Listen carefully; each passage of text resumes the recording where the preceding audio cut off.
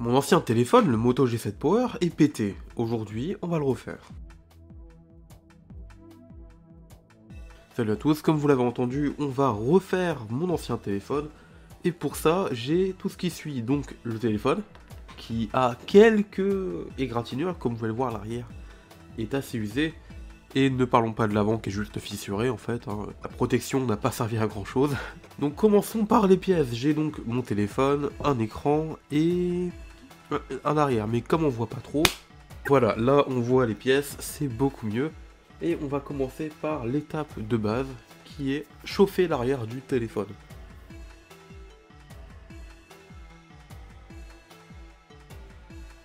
Pourquoi est-ce qu'on chauffe l'arrière du téléphone?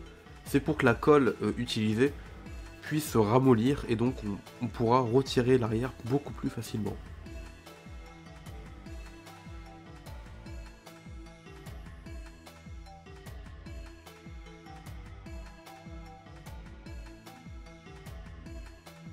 Après 10 minutes d'attente à peu près, le téléphone a suffisamment chauffé, donc on range la PS Vita, on n'en a pas besoin aujourd'hui.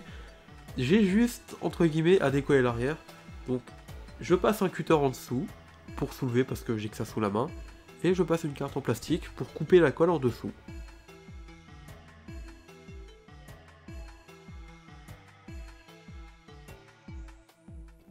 Le téléphone est ouvert maintenant, c'est cool, c'est ce qu'on veut. C'est normal que le capteur il bouge un peu, hein. Il a déjà été démonté 2-3 fois ce pauvre téléphone, et c'est un massacre. C'est pour ça qu'on va tout remplacer. C'est parce que les précédentes fois où j'ai réparé le téléphone, ça a été fait un peu trop à la manière bourrine et à l'arrache. Aujourd'hui on veut du propre. Alors on sort le tournevis, et qu'est-ce que c'est que cette merde? Bon allez casse-toi. Voilà. Alors on sort le tournevis, et pas le truc bizarre, voilà. Et avec le merveilleux embout pour ce téléphone, c'est ni du cruciforme ni les vis iPhone, c'est du Torx de petite taille, et on va devoir tout dévisser. C'est très simple, on dévisse tout.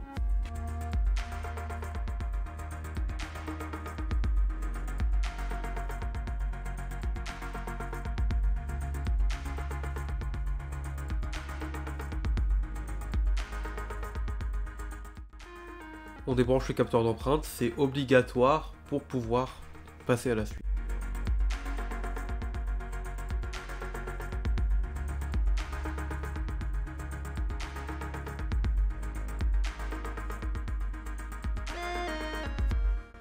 Avant de passer à la suite, je nettoie plus ou moins tout ce que je peux nettoyer, c'est-à-dire la colle. Ce sera pas un résultat impeccable, mais avec ça, on pourra parfaitement refermer le téléphone quand on devra tout remonter.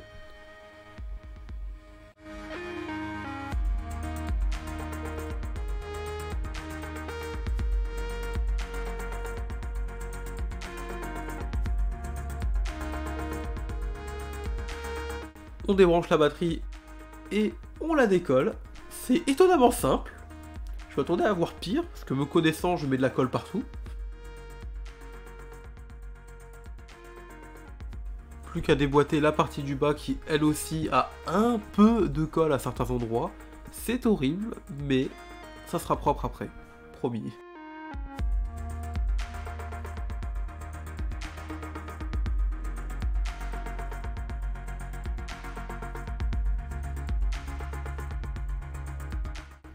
Après avoir galéré à enlever cette partie, on peut retirer cette toute petite vis qui est là, elle traîne, on sait pas pourquoi. Et on peut enlever toutes les pièces qui restent. Donc ça, généralement, on appelle ça le connecteur de charge. Enfin, c'est pas le connecteur lui-même, c'est une plaque. Elle est reliée à la carte mère par un câble ruban, ou flex, vous appelez ça comme vous voulez. Et en dessous, on a le moteur de vibration. On n'a pas besoin de le retirer, il est déjà dans le nouvel écran. Et ça fait plaisir.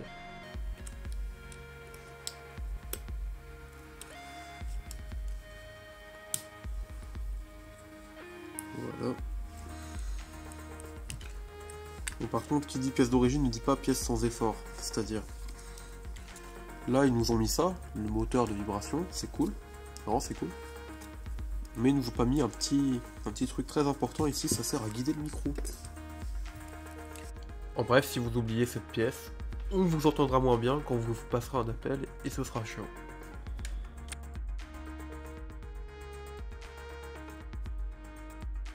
Du coup, on remonte d'abord le connecteur de charge avant de passer à la carte mère, car au moins cette partie-là, elle est faite, et ça peut vous servir à tester l'écran. Dans certains cas, si elle n'est pas branchée, le téléphone ne peut pas démarrer.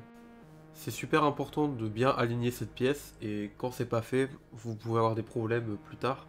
Donc je l'aligne comme il faut, et on est tranquille après. Passons à la carte mère. Là, on passe au plat de résistance. En fait, c'est... Quand vous y repensez, ce téléphone, il est super simple.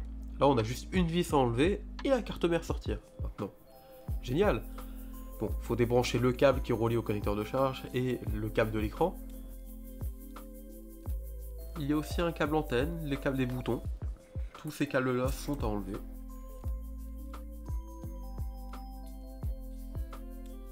Tiens, c'est bizarre, elle veut pas s'enlever. Enlève-toi, non? Non, tu veux pas? Bon, il y a une règle d'or en temps normal, c'est de jamais forcer, et là je fais l'exact inverse. Ça me fait beaucoup rire là quand je fais la voix off de cette vidéo du coup, parce que vous allez comprendre quel est le problème. Et tiens, c'est bizarre, il y a quelque chose qui coince. Serait-ce à tout hasard le truc à enlever avant d'ouvrir un téléphone, tel que ce tiroir SIM? Voilà. Je viens littéralement de faire l'erreur du débutant. C'est pas grave, au moins ça me fait une leçon à vous aussi, et j'espère ne plus la refaire.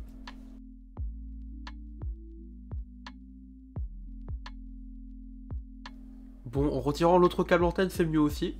Voilà. Bon, il faut retirer la carte mère, mais cette carte mère était aussi un petit peu gênée par le haut-parleur. Là où il y a le gros trou dans la carte mère, grosso modo. Maintenant, on n'a plus qu'à retirer toutes les pièces qui peuvent être enlevées et la remettre dans le nouveau châssis.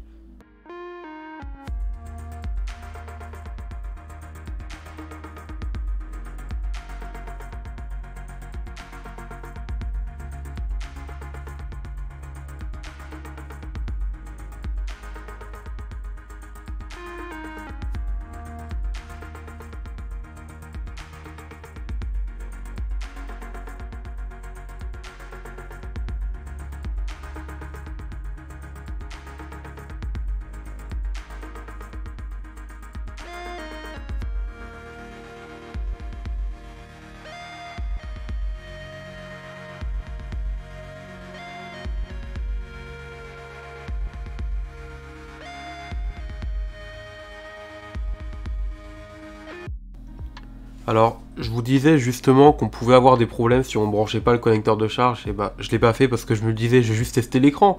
Oui, sauf que tu n'as pas testé l'écran avec la nappe de charge. Donc du coup, bah en fait le téléphone il veut pas s'allumer sans cette nappe, c'est-à-dire ce qui relie le haut au bas du téléphone. Donc une fois que c'est mis et qu'on branche un peu, notre écran affiche. Ouh, j'ai économisé 60 €. C'est pas une vanne, c'est vraiment le prix que m'a coûté l'écran.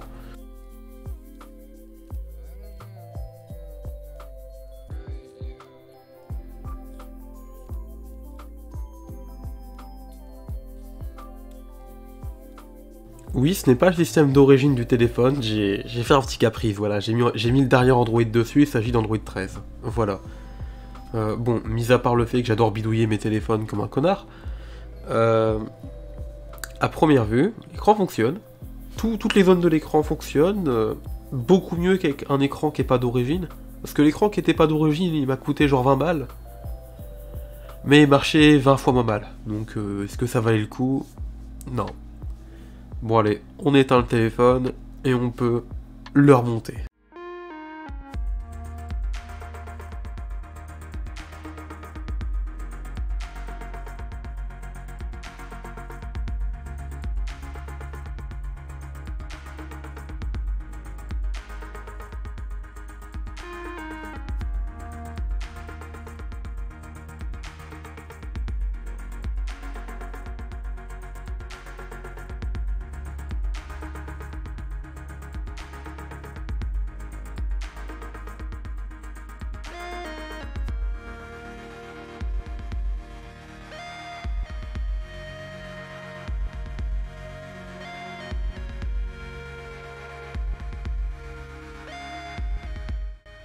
Maintenant que tout est correctement branché et collé, on peut retirer ces languettes bleues qui vont nous permettre de coller la batterie.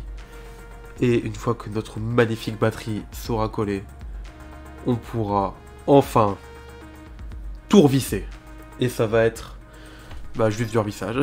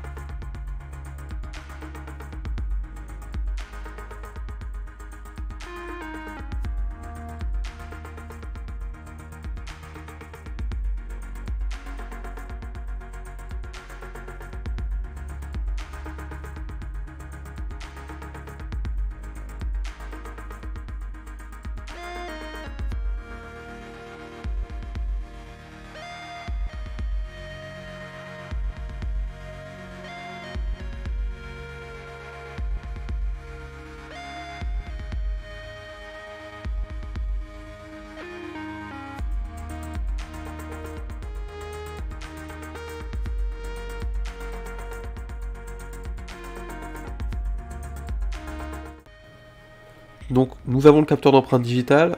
Ce qu'on va devoir faire, c'est le brancher au téléphone et quand on va devoir mettre l'arrière, il va se coller à l'arrière. Donc du coup, il va falloir faire attention. On retire la pellicule et on y va.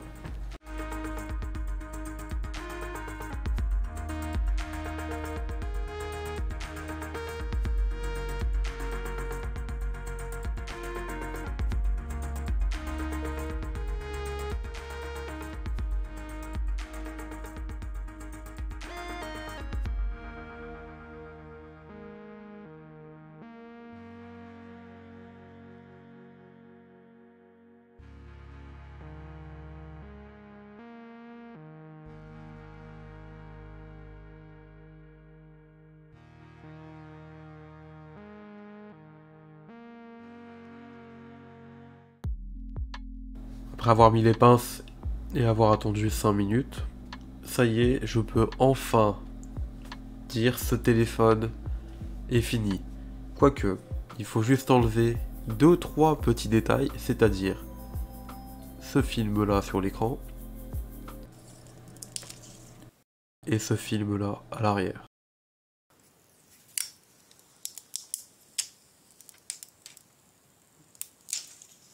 Et ça y est, c'est bon. Mon ancien téléphone, un des premiers téléphones que j'ai eu, et c'était certainement pas le dernier, est fait. Ça y est, il est à nouveau neuf, comme quand je l'ai sorti de sa boîte. Et j'en suis très heureux. Maintenant, il va juste rester sur un bureau, comme ça en exposition. C'est un peu bête, mais voilà, je peux dire, je l'ai fait. J'ai niqué littéralement la valeur entière du téléphone en pièces détachées, mais ce n'est pas grave, franchement pour moi ça valait le coup.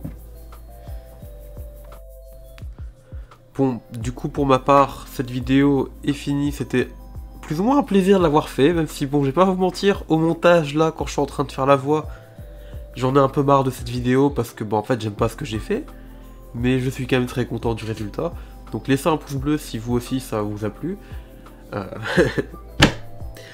Bon allez, non blague à part, laissez un pouce bleu vraiment si ça vous a plu, parce que la prochaine vidéo, je vous promets elle va être sympa, et je vais vraiment m'attarder comme il faut sur le montage. Allez, si vous voulez vous abonner aussi, y a pas de souci, et je vous dis merci à tous, et à la prochaine.